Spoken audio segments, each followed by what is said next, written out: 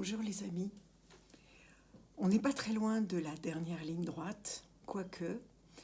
Et c'est drôle parce que j'ai vraiment l'impression maintenant que je sens l'écurie, qu'il va falloir quand même que j'envoie mon manuscrit à un moment ou un autre.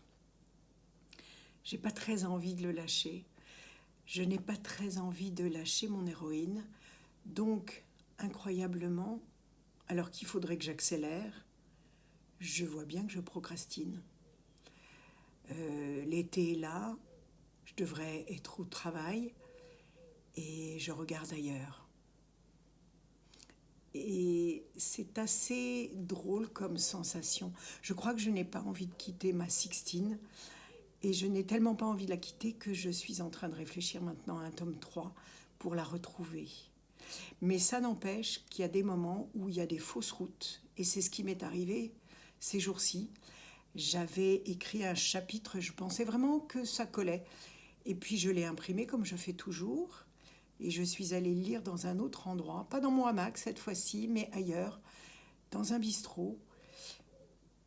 Et le chapitre était nul. Il n'y a pas d'autre mot. Donc je me suis retrouvée avec ça et avec tout d'un coup quelque chose qui m'a mis beaucoup plus la pression, alors que les fausses routes, il y en a tout le temps le long de l'écriture. Mais là, sachant le délai qui arrive, j'ai 2 fois plus la pression. Il y a tout un mélange, je vous disais au départ, que j'ai pas envie de le quitter, j'ai envie de partir en vacances. Enfin, c'est très emmêlé tout ça. Et je me suis retrouvée, alors la scène, je vous la décris très vite. Nous sommes à Vézelay en 1190. C'est évidemment un voyage astral. Et mon héroïne est Luciole, et elle devait retrouver le chevalier dont elle est tombée amoureuse dans ce siècle-là. Et puis je m'étais dit, non, je vais finir rapidement et elle va pas pouvoir aller le voir. Mais c'est nul, ça n'a aucun intérêt. Donc je suis obligée de tout reprendre, mais je ne sais pas du tout comment je vais faire.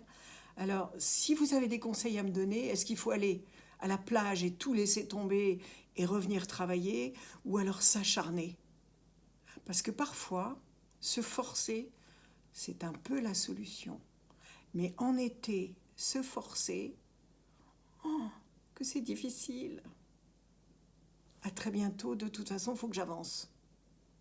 Je vous embrasse tous.